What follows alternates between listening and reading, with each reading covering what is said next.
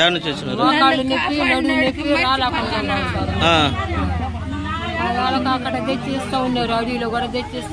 అడవిలో కూడా తెచ్చిస్తున్నారా?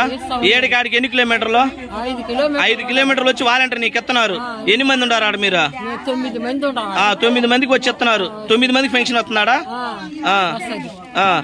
ఇప్పుడు మీరు ఏడొచ్చి తీసుకుంటున్నారు. ఇది బాగుందా? జగన్ గారి ప్రభుత్వం బాగుందా?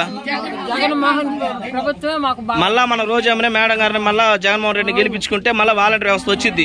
ఇది అర్థం చేసుకొని మీ కష్టాలు ఎవరు పడకుండా మీ ఇంటికే డబ్బులు చేరాలంటే మళ్ళా మన ఫ్యాన్ గుర్తుకు ఓటేసి గెలిపించుకోవాలా.